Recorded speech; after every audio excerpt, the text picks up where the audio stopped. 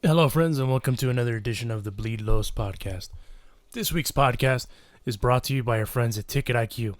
Ticket IQ has no-fee tickets to all Dodgers games and all live events, so you can save anywhere between 10 and 15% compared to StubHub or Vivid Tickets. So, if you want to take advantage of those savings, you can find a link in the bio on our Twitter, which is Bleed Los Podcast, or our Instagram, which is also the same handle, at Bleed Los Podcast. And you can click on that link. It'll take you to the Ticket IQ folks. So if, let's say, you want to go to that Houston Astros series like I do, you don't want to pay $1,000, but if you can save 10 to 15%, why not? So again, Ticket IQ, huge thanks to them for the support. TicketIQ.com. Check the link on our Instagram and our Twitter at Bleed Los Podcast. Also, this podcast is brought to you by our good friends at FOCO, FOCO.com. For all that fandom, bobbleheads, shirts, hats, office memorabilia, office knickknacks, barbecue stuff. It's barbecue season. 4th of July. You want to have a Dodgers grilling mat? Well, guess where you can get that? You can get that at FOCO.com. For being a dedicated listener to this here podcast, for the description on whatever platform you're listening on, if you click on that link, it'll take you to FOCO.com. Add whatever you want to your basket, cart, whatever they call it. Go to checkout. And for being a loyal listener, you will get some savings. As always, terms and conditions do apply. Please see the FOCO website for more details. Huge thanks to FOCO.com. And lastly, our good friends at BleedLos.com. BleedLos just dropped a pretty sick Joe Kelly Loteria shirt. Because it's not Joe Kelly anymore, it's Jose Kelly. Jose. Excuse me, my allergies are regulating on me because it's, allergy season 2. Maybe we can get that Joe Kelly shirt, and then maybe we can give it to Joe Kelly and trade a jersey for it, That probably won't happen. But check out their website, bleedlos.com. They have all the Dodgers fandom there. If you use the promo code BleedLosPod, you will save 10% on your purchase. As always, terms and conditions do apply. Please see their website for more details, bleedlos.com. Huge thanks to them. On this week's edition of the podcast, we are joined by John Hartung. Excuse me, Hartung. If you don't know who John Hartung is, then you don't watch SportsNet LA. He is the lead anchor for SportsNet LA. He's on the Dodgers pre- and post-game. You'll see him with the likes of The Godfather, Ned Coletti, Nomar Garciaparra, Jerry Hairston, so on and so forth. So we have a pretty dope conversation with him, discuss kind of his goings-ons as far as how he got to the show. And we also talk about some Dodgers baseball, current events. So again, check it out. Here is our episode with John Hartung.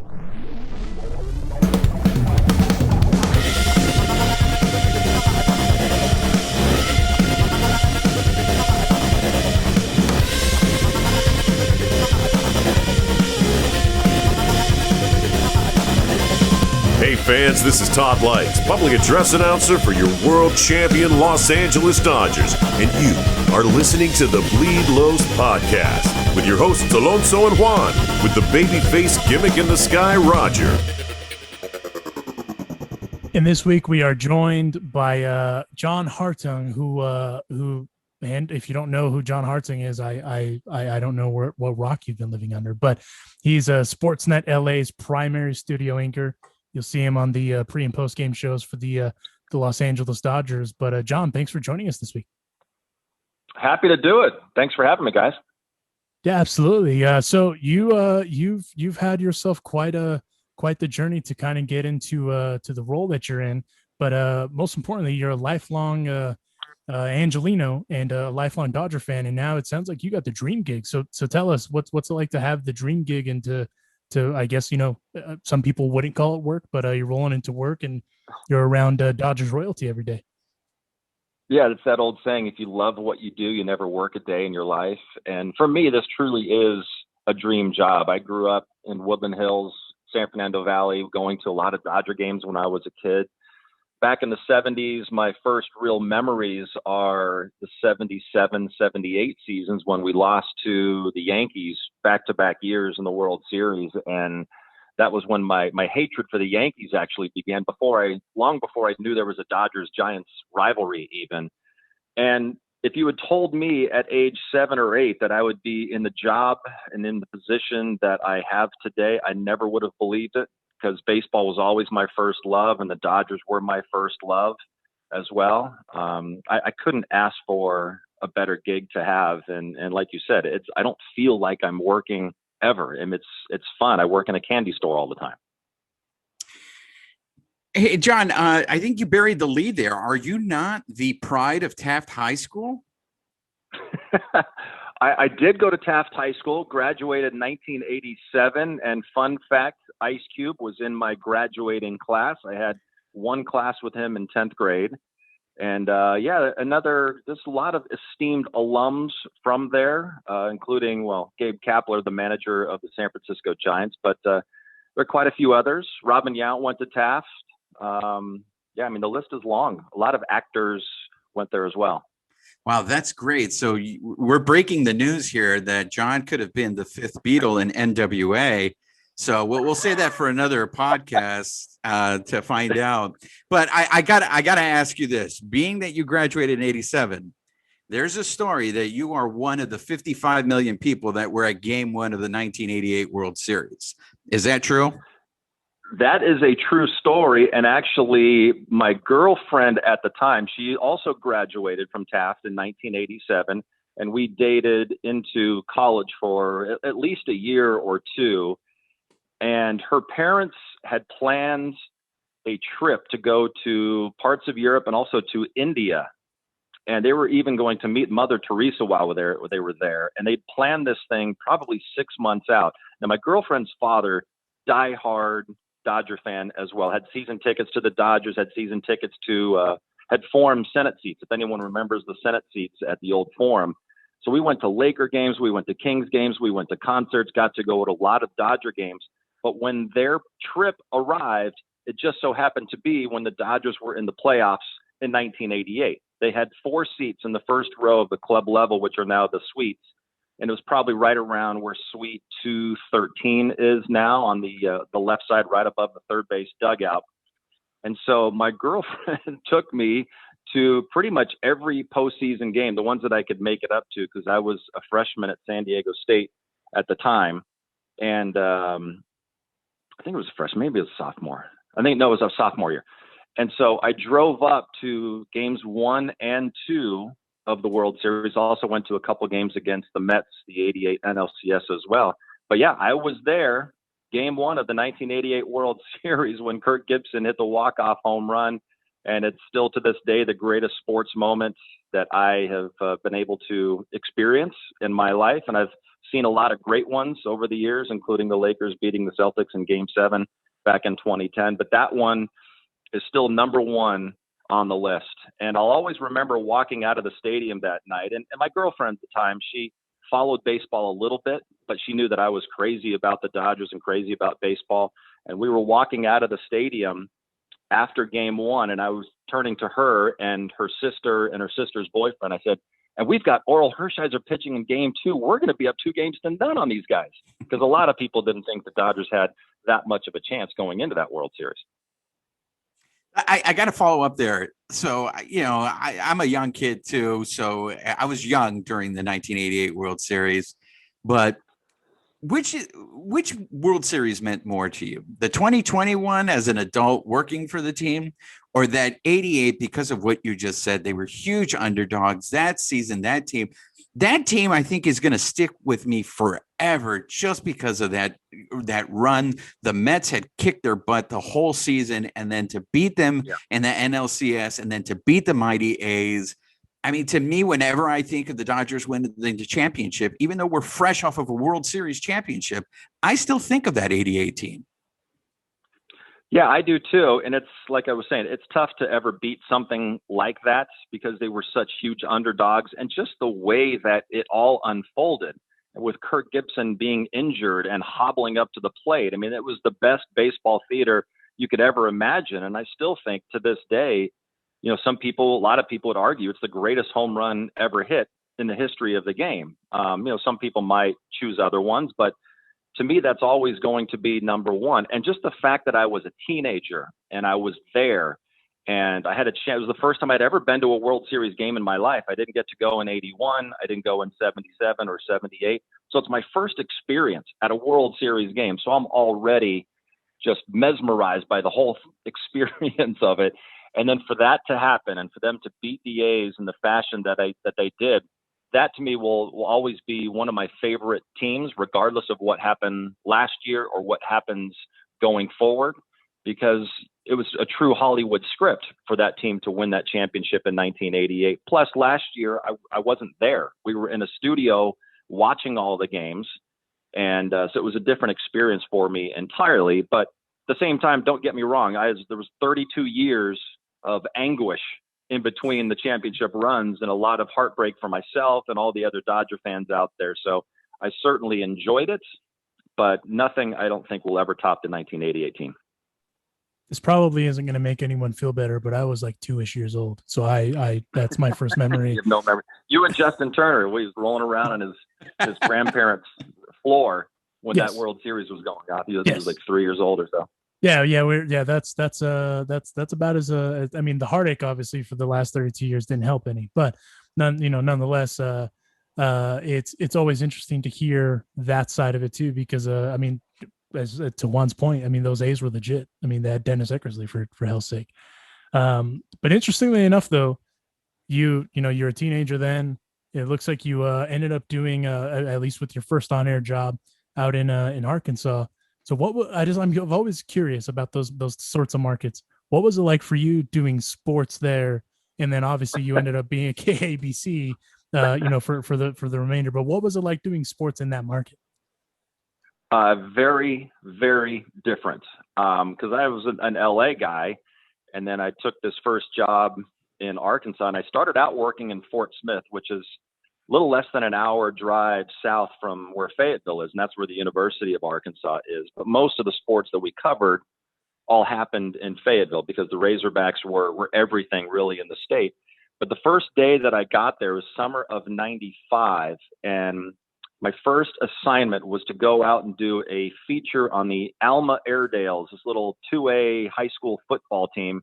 And it's August, and this was a really good football team, but it was 104 degrees with humidity.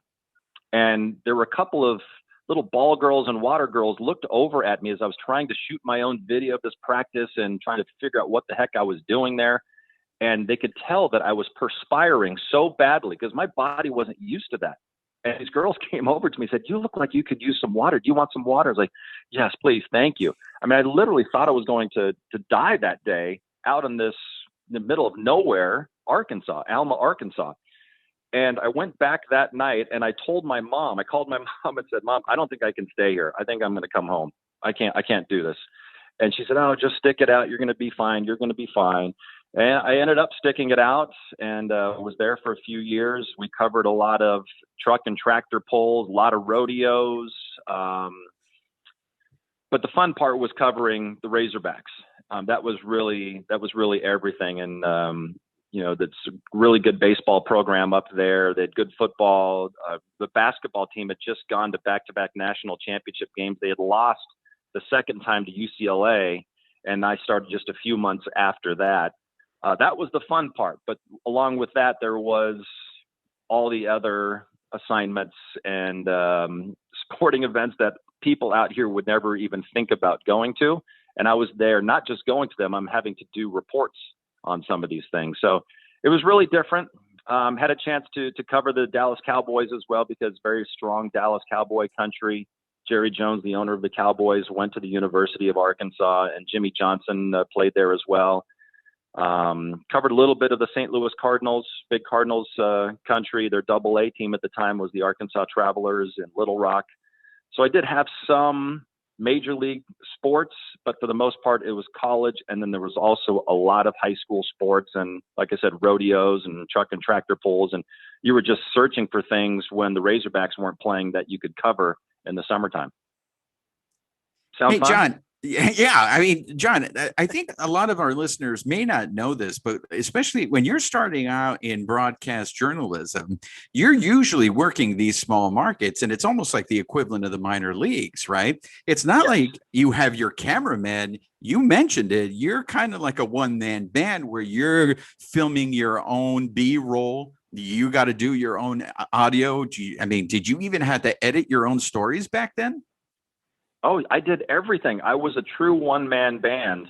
I would go out sometimes at 1 o'clock in the afternoon. I would shoot the entire story. I would do all the interviews by myself.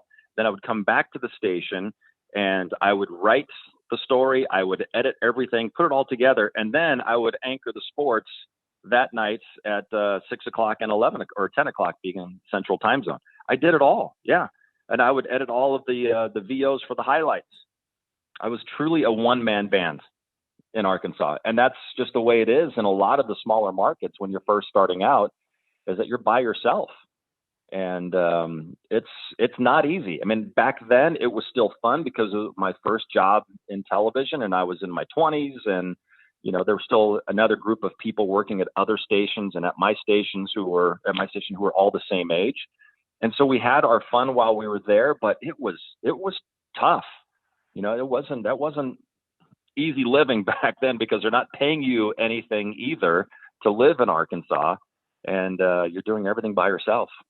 And then after that, you went to KABC. You got called up to the show. Well, obviously it's night and day when you go from. Yeah, I had to stop in San Diego before KABC. Oh, I apologize. Yes, San Diego. Yes. Yeah. So went to San Diego for 3 years, and then from there to KABC, and I was at KABC for a little over 11 years. And then going. I mean, obviously, even San Diego is still a night and day comparison to Arkansas. But when you when you got to KABC, that's a big time gig. That's a dream job. So what can you tell us about your time during KABC? And then obviously, that's what kind of leads us to where we are now. Yeah, KABC was a dream job also in one sense that, and I've told this story before, even to my old news director and the vice president, general manager at KABC when they hired me. When I was a little kid, I had one of those big clunky tape recorders that you would press play and record on, and just record myself doing mock sports segments for Eyewitness News. And I was probably 7, 8 years old. And I would also do my own Vin Scully impressions and try to do play-by-play on this clunky tape recorder. But I was telling that story because I would literally try to make up my own little sportscasts when I was a little kid and pretend that I worked at Eyewitness News. And then all these years later, they hired me to be one of the sports guys there. And, it's one of those things. You say dream job. It's literally something I did dream about when I was a kid, was being on Channel 7, being on Eyewitness News, and being a sports guy. And I had a chance to do that there. And it was everything I could have asked for and then some. And it ultimately led me to this Dodgers job, which was great. John, you also did some anchor when you were on ABC News. Yeah, I did news anchoring, yes. Can you tell me the difference when you're like the sports guy to now being what is the difference between being the sports guy and then anchoring the news? I mean, did you look at Fugasaki and Sandoval and just be like, you guys are horrible, send me back to the sports desk, these guys don't know what they're doing? No, it was weird how it all transpired, because I think my news director always felt like that I was, and she even said this to me, she's like, I think you would be a really good news anchor. There's not enough good male news anchors across the country. She's like, trust me, I've been all across the country. There aren't enough good ones. And I think you could be really good. I think you could be doing more than what you're doing here. And I said, well, I'm willing to try it, because I figured growth in this business can only help you. But the biggest difference for me was an emotional connection to the stories that I was reading, because sports are 99 times out of 100, it's happy sporting events and just things, like I said earlier, you feel like you're a kid in a candy store, and that's where you work. There are the occasional, deaths and different things like that, or police blotter that you have to report on that are sports related. But that was every story for the most part when I anchored the news. And my news director even had to call me in at one time, and she said, I'm trying to get you to have that emotional connection to the story, whether it's this person being hit by a car and being killed, or this person being shot in a drive-by, or whatever the case may be, because that's what a lot of the news stories were about. It seemed like, not all of them, but there were a lot of those. And it was harder for someone who's always done sports and had the personality that I have on the air to suddenly be reading these stories that were so somber. And the emotional connection was something that took me some time to truly figure out. When you were able to finally explore the opportunity with Spectrum, and you are where you are now, was it one of those where was it a little difficult to the pinch me moment, because obviously that's not only is it a big time gig, but that's another dream gig. So I'm just kind of curious, did you have that moment where you just kind of had to take a seat back and were like, okay, this is real? Yeah, I remember when my agent called me, and I never had an agent before until I was anchoring the news at ABC7. And I realized that I wanted to get back into sports, and the only way for me to truly do that was to leave there. And so I hired an agent, or I got hired by an agent, whatever you want to say, or I hired an agent myself. And she got me a good tape that I had put together, and she really liked it, and she believed in me. And so we sent it out to a few places, NFL Network, and we got a nibble from them right away, went in and auditioned for NFL Network. And it was down to me and I think one or two other people, and Dan Hellie ultimately got that job. And then it was just a couple months later, I was telling her, I said, look, the Dodgers are starting this new network, and anything that you can do to push me and to pitch me to the Dodgers would be great. And so she did. And I know the Dodgers originally had some interest in someone else, and then it didn't work out there. And then my agent called me and said, hey, the Dodgers, they want to meet with you. Actually, Time Warner Cable, their execs want to meet with you. And I was like, great, this is awesome. And I always felt like just get my foot in the door and then I can handle the rest in selling myself. And I met with them, had a really good long meeting with them. And then my agent called me. I'm out at USC football practice, and I'll always remember it. It was the Tuesday night, 2 days before Thanksgiving. And I'm out there waiting to talk to some of the USC players coming off the field and the coach, and my phone blows up, and I'm sitting there holding a microphone and sitting next to my camera guy. And I was like, oh, I have to take this. I knew it was my agent, and my agent is screaming in the phone. She's like, we got it. You got the Dodgers job. And I was just beyond words with my excitement in that moment. And then I had to turn around and try to go interview all these college football players and the coaches, but my mind was completely elsewhere in that moment, that I had just landed a true dream job of mine working for the Dodgers and being quote unquote the face of this network. It's still I have pinch me moments to this day, and it's year 8 of this network. We're speaking with Ice Cube's former high school classmate and That's almost right. member of NWA, John Hartung. John, I think what you do, what your job asks you to do on that show is really difficult. And I hope that you can speak to this, because you're kind of the straight man on that show, and you have to juggle all those personalities. How did you build chemistry with the fact that you don't know who you're going to be working with until, I'm sure, probably short notice? How do you develop that rapport on television, knowing that your role, I'm sure you can occasionally, show your personality, but for the most part, you're setting these guys up. Right.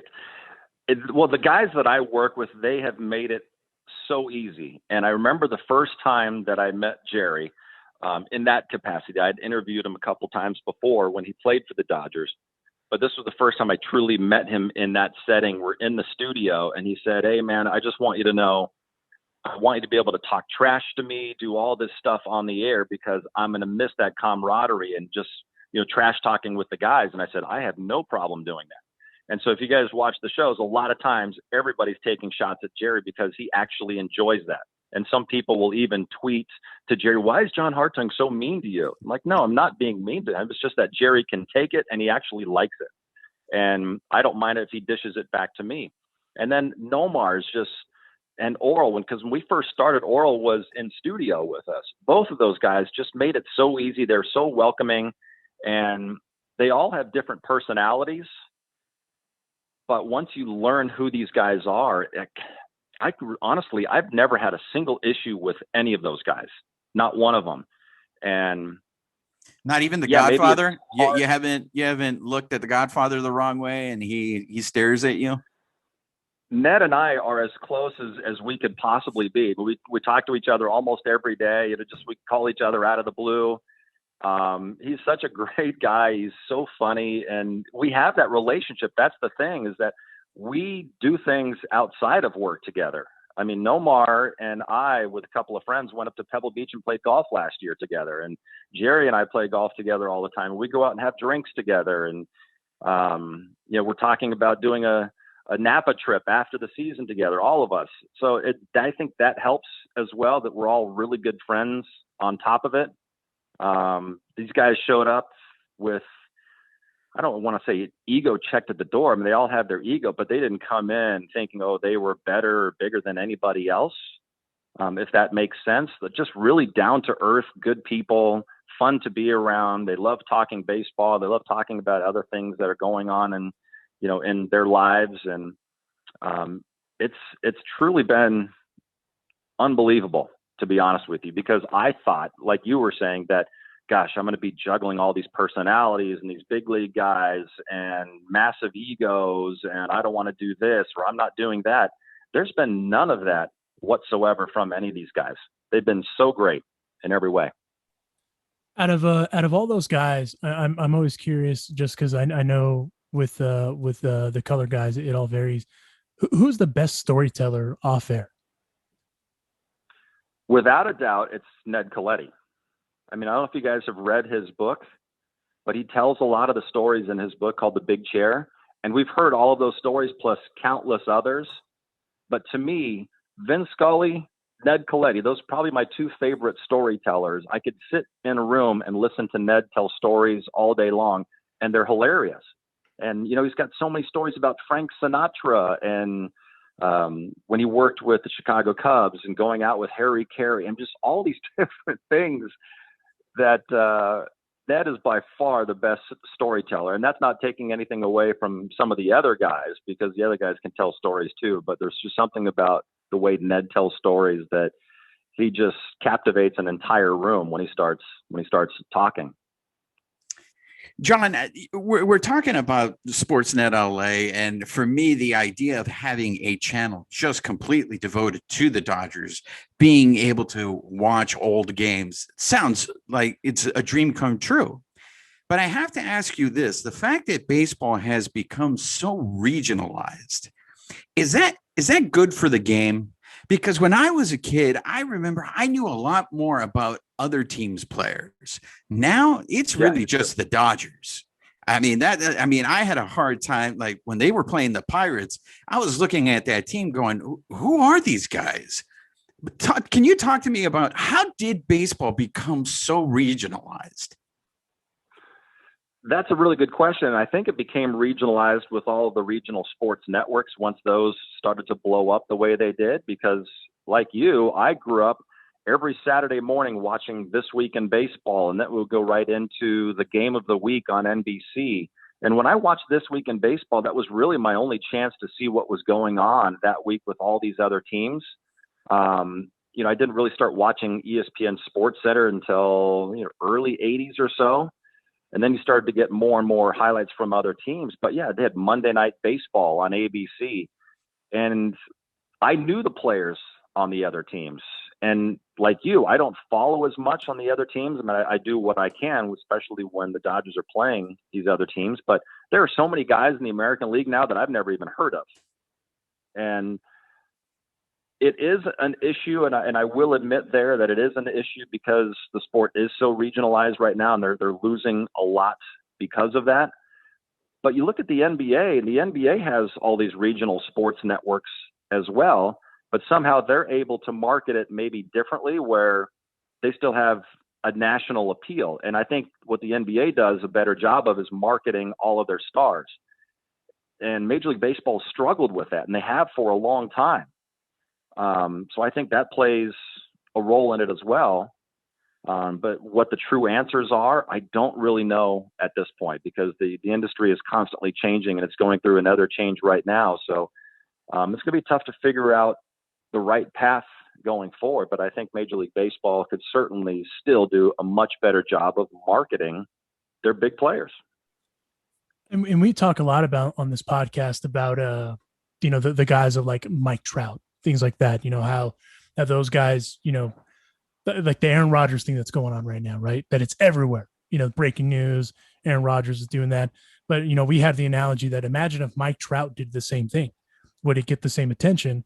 And I'm one to think that it probably wouldn't, just because of the way that MLB has handled marketing. I am curious to kind of hear your take on it. Because with all this all-star stuff that's going on right now, you've been pushing our speaking of Justin Turner earlier, you've been pushing him to get him onto the all-star team. But, when you see kind of the marketing of stars, the lack of thereof really, the Shohei Ohtanis, because we obviously know it because we follow the game, but outside of the game, there isn't that much attention, from your side of the desk, if we will. Is there anything that can be done for marketing on that end, or is it literally just Major League Baseball that's kind of the deterring of that, if you will?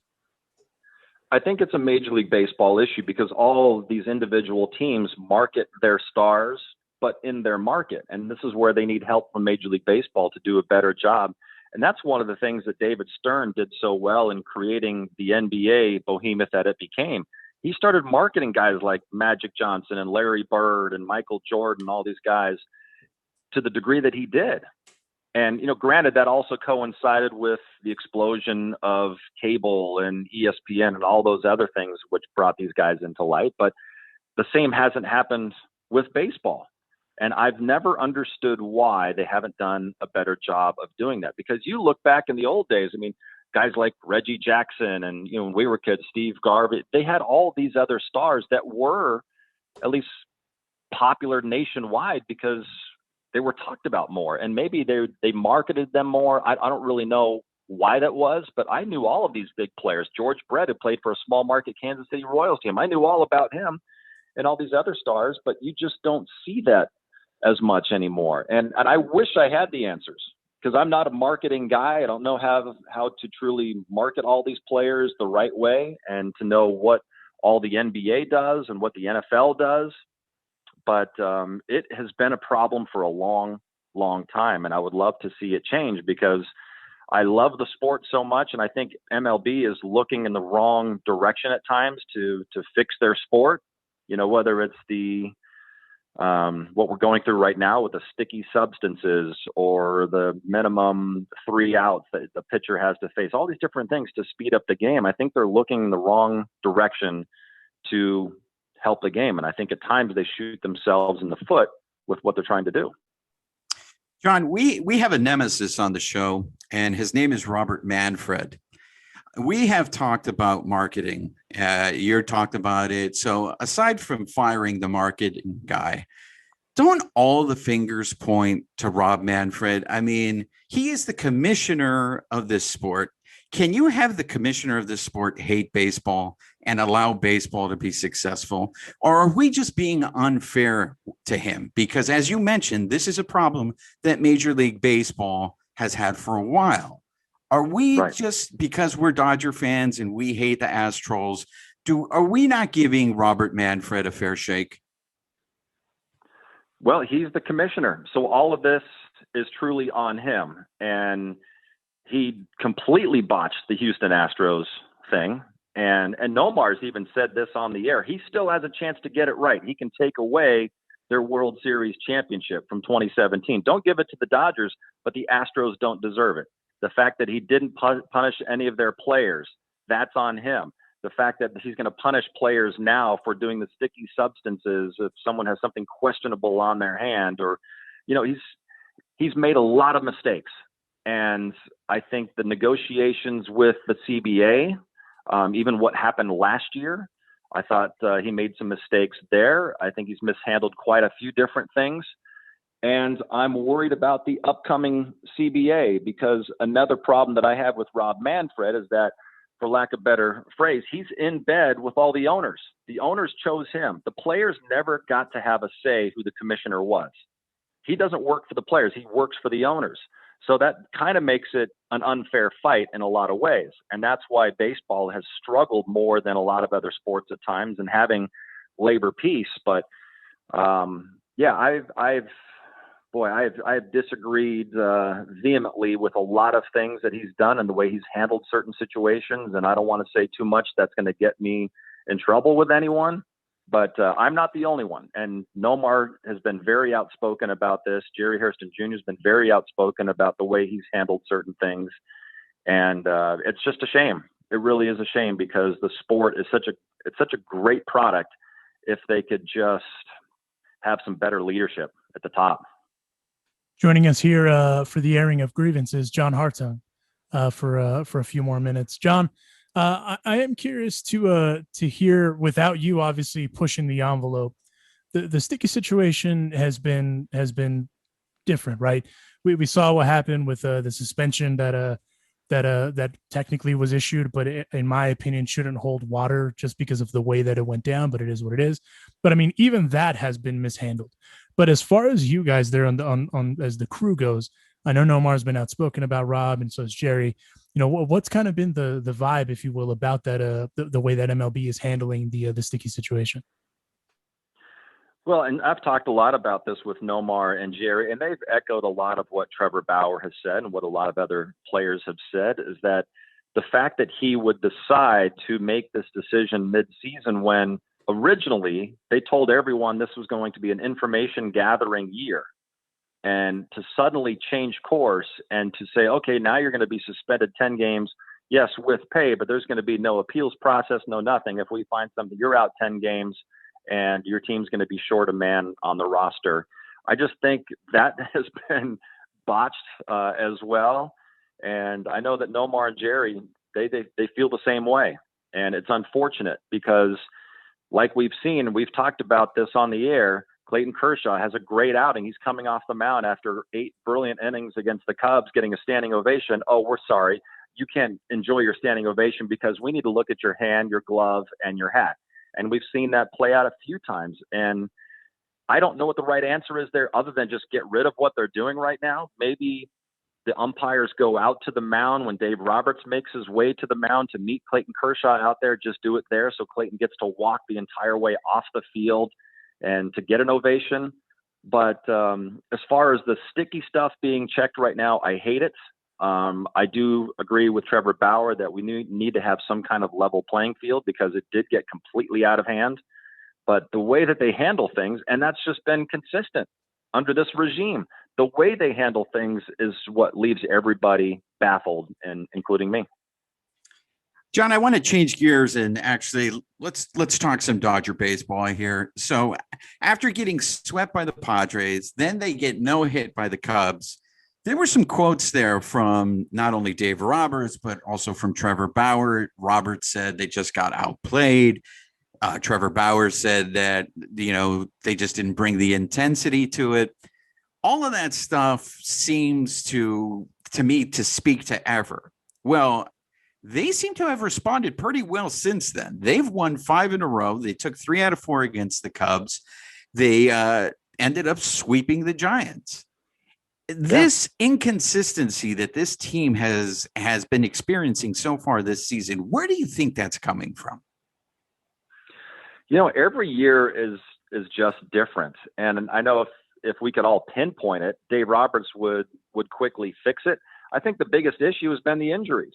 And, we don't make excuses, but how many teams could be out a Cody Bellinger and a Corey Seager and lose Max Muncy for 10 days and lose so many guys the way they have? AJ Pollock for 3 weeks, lose Dustin May for the season. They've lost a couple relievers.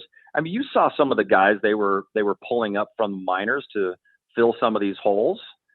I think that has a lot to do with their struggles, their inconsistency. And one of the words that you didn't mention, the day after the Dodgers were no hit, Dave Roberts said the feeling in the clubhouse among the players was he got the sense that they were embarrassed. And so they immediately went out that night. They won the next 2 after that against the Cubs. And then they swept the Giants in this mini series. So they showed us once again who they are and what they're capable of. And I think they will be a more consistent team once they get Corey Seager back after the All-Star break, provided they don't have any major setbacks with injuries again, because the pieces are all there and it's a long season. And you guys remember what happened in 2018. 2018 to me seemed kind of like an excruciating grind the entire year, that they were struggling out of the gate and the worst 40-game start in LA Dodgers history, and had to go to a game 163 just to win the West. And some years are just like that, and we can't really figure out why, although I do think this year a lot of it is because of the injuries. But I think it's going to help them that the Giants are as good as they are and the Padres are as good as they are, because there will be no chance for them to let off the gas pedal at all the way to the finish line. I'm curious to hear your take, John. As you know, I mentioned it a second ago, you're pushing for JT to make the All-Star team. If you're listening to this and if you haven't voted for JT, please go vote for him. But is Chris Taylor an All-Star? I think yes. I mean, I would make him an All-Star. I don't know if I'd make him an All-Star as an outfielder. And I think right now he was, I think he's currently 5th and Mookie is 4th. So you need to finish top 3 to be a starter. But I think what Chris Taylor does by playing so many different positions and the way he helps keep things afloat during the time that so many guys were out with injuries, he and Justin Turner, that's why I think they are both All-Stars. Because Chris Taylor, look at his numbers. I think he's 2nd or 3rd on the Dodgers in most major offensive categories, OPS, batting average, RBIs, different things like that. And a lot of people just kind of overlook Chris Taylor because he's on this team full of stars and he's not the big personality either, but he's had a great year. And, last night, the 2-run single in the first inning, going the other way, just insiding out a ball and getting the Dodgers on the board against maybe someone who's going to start the All-Star game in Kevin Gausman. I think that shows his worth as well to be on the All-Star team for the first time. So I'm hoping he makes it. Whether he does or not, I'm not sure. Dave Roberts seems to think that he will, and Dave Roberts does have a say, being the manager of the team. John, one of the things that stands out to me about this team is their record against good teams. Now, you look at the division, and they've been very successful against the Rockies and the Diamondbacks, and they even have a winning record against the Giants. They've won 6 out of 9 against the Giants this year.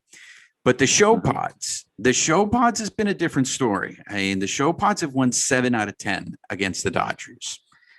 What is it about that matchup that the Dodgers have just come up on the short end of the stick? Have the show pods gotten that much better? Well, their pitching's a lot better. I think their position players are about the same that we saw last year.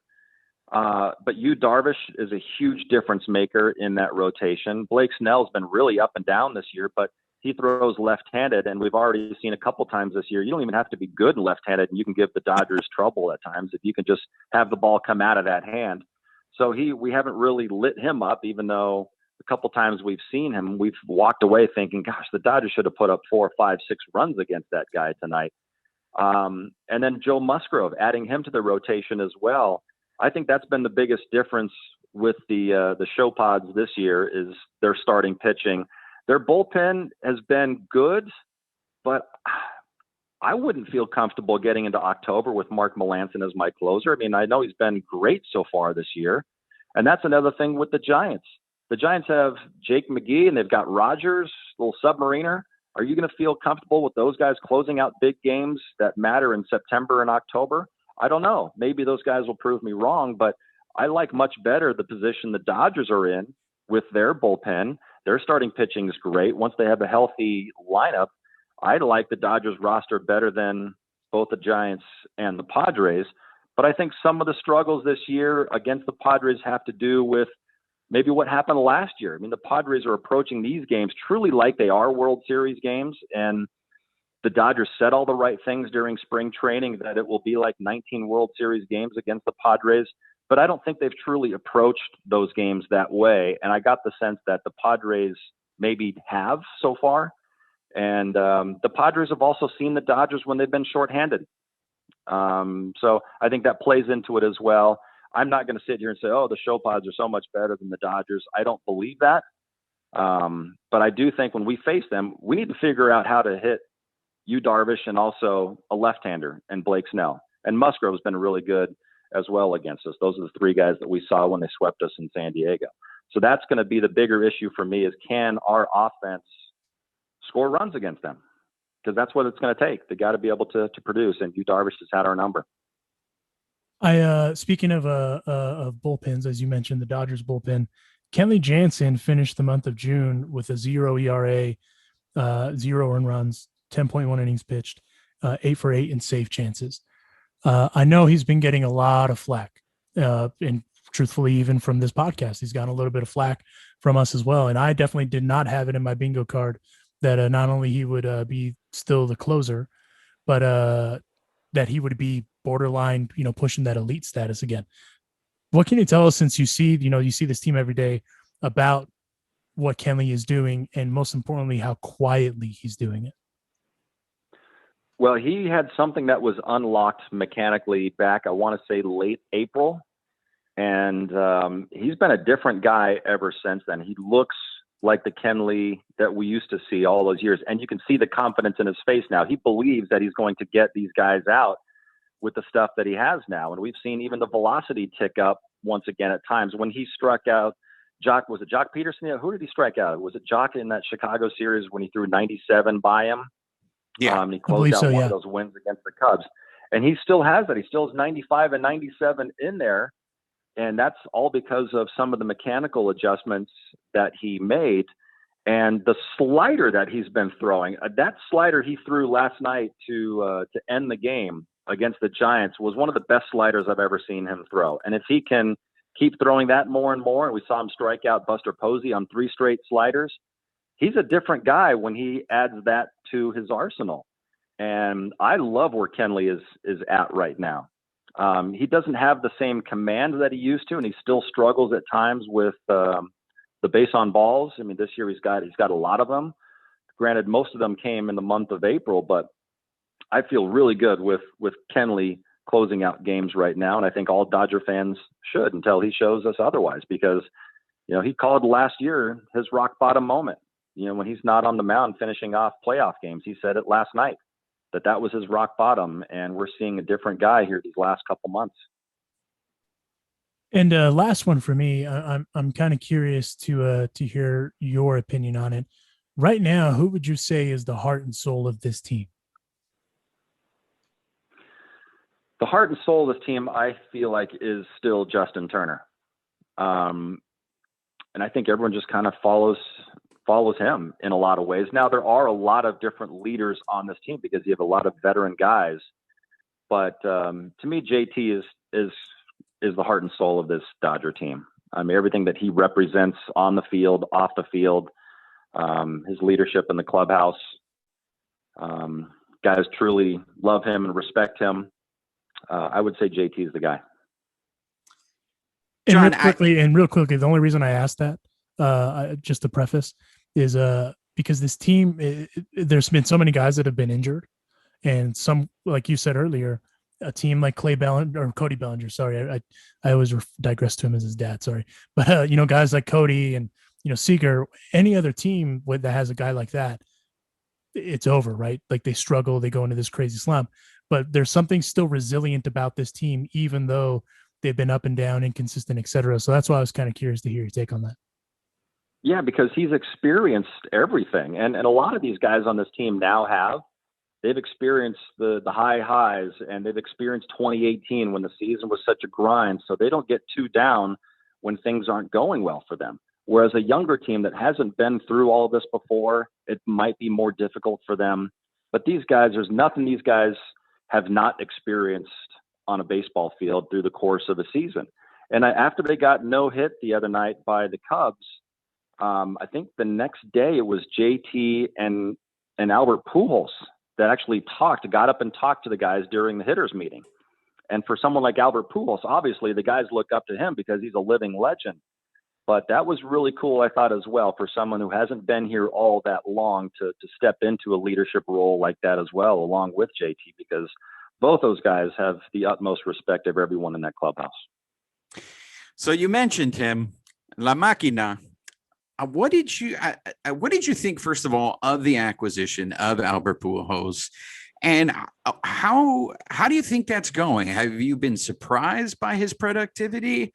To me, I think one of the greatest contributions he makes is those famous deal hugs that he gives everybody in the dugout.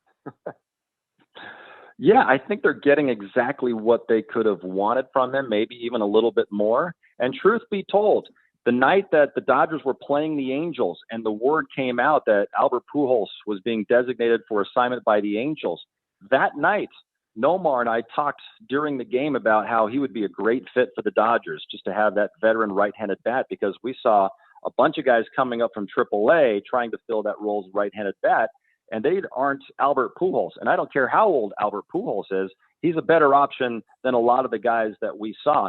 Nomar that night said it on the air. This was a few days before the Dodgers signed Albert Pujols. He said, I would love to see the Dodgers sign this guy because I think he would be a great addition off the bench and to make spot starts. And then, several days later, it became a reality. And I loved the signing then, and I love it even more now because they're not asking him to do too much. And he's not asking them to play him all of the time. He understands the role that the Dodgers need him to play.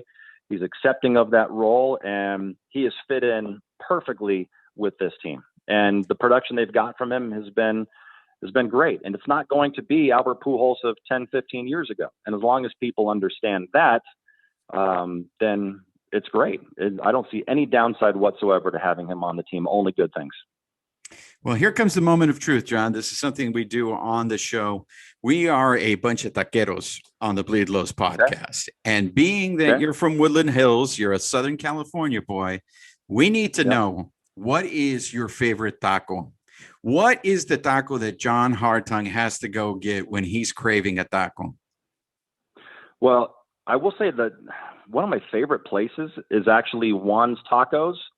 And I don't even know, I think they have a brick and mortar somewhere near Culver City, but our work, where we work at Spectrum, SportsNet LA, sometimes they will have Juan's Tacos catered to us. And I was like, oh my gosh, these tacos are incredible. They are so good. So I would say Juan's Tacos. If I could have one, if I could choose it, I would say Juan's Tacos. There's another one. I live out in Santa Clarita. There's a place in Newhall. It's called Taco Yama. And they have got excellent tacos as well. I mean, really, really good.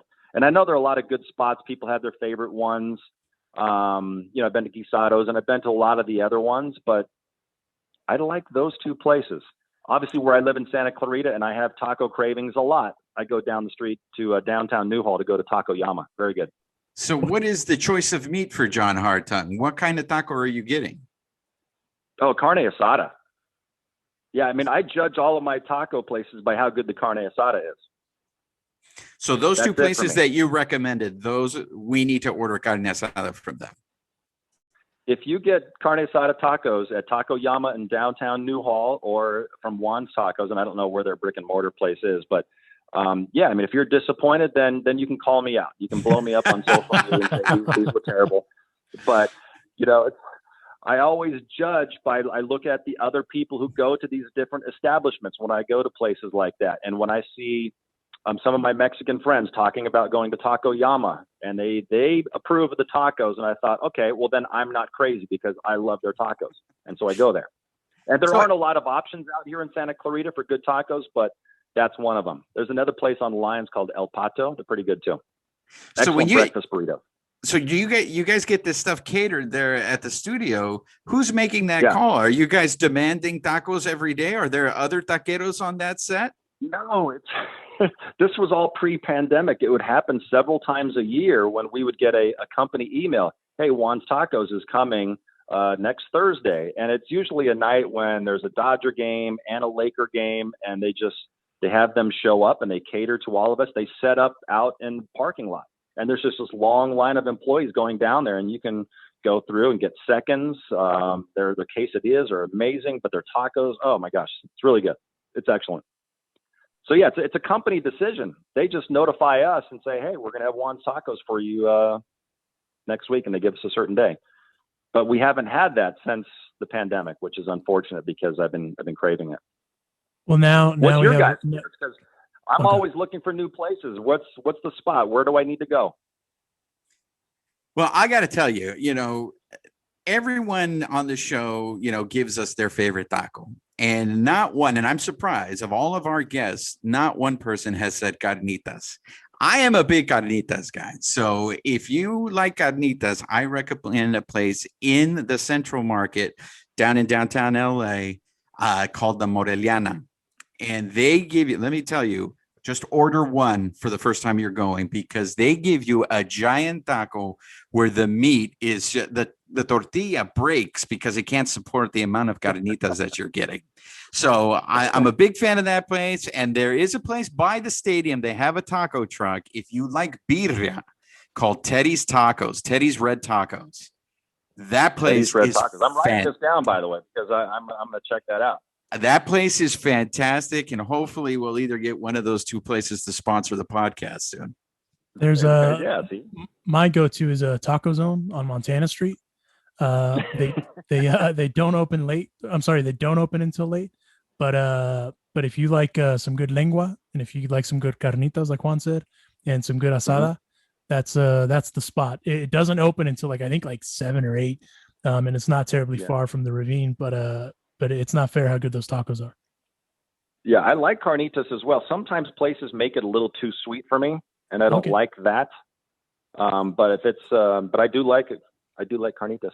You get a big portion there. I'm just warning you, John. It's a big portion, and if you don't like it, you can tag the Bleed Lows podcast all you want. I swear by that place. It's a Central Market near downtown. What's the place called again? It's called the Moreliana. It's right in the front. If you're entering off, it's on 5th. I believe it's Broadway. Is the street? It's right in the front. You can't miss it when you walk in, and it is just. Okay. It's fantastic. I made the mistake one time of ordering 2, and I'm a fat boy, so I can handle my tacos. But I tell you, couldn't put 2 away. I did, but I paid for it afterwards. I rolled, back to the metro, to get back to my car. But I mean, that place is just fantastic. My family's from Michoacan. They're known from there for their carnitas, and that's what that place is. So I strongly encourage it. All right. Well, I'm going to check out both of those places. I've written them down. So yeah, check them out. And if you hate them, let us know that you hate them. So that way I'm sure I won't hate them. I'm sure I won't, because if these are the places you guys recommend, I'm sure they're going to be fantastic. And I'll remember to order 1 taco. But that's the thing, because you want me to order the carnitas taco, and I also want carne asada. So I almost feel like I have to get 1 of each, but then I won't be able to eat both. Well, I will tell you this. Half of one and half the other.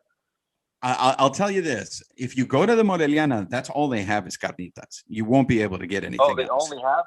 Okay. That's it. So right. after you get that taco, if you're still hungry after that, then my man, you have a very healthy appetite, and I'm envious of you. You can just order another one.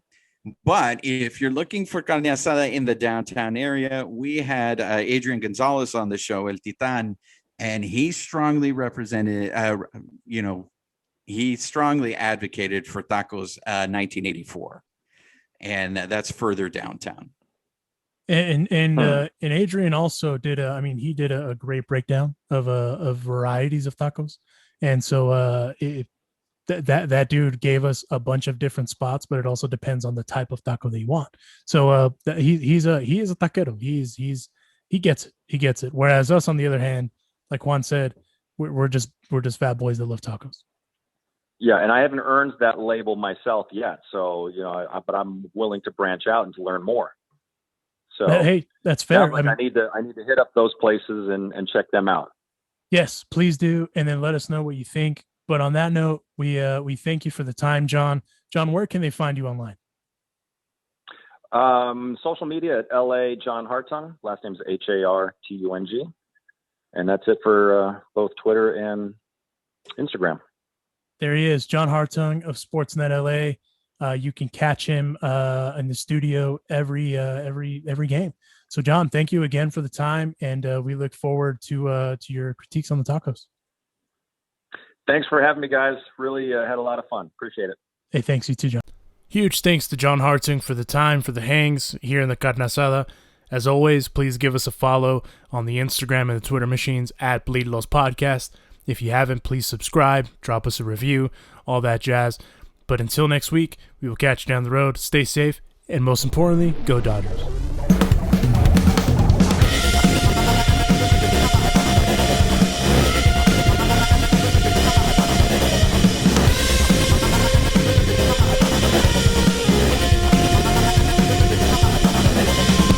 Thank you for listening to this week's episode. Please subscribe and leave a review to the Bleed Los Podcast. The Bleed Los Podcast is a Dodgers Beat production.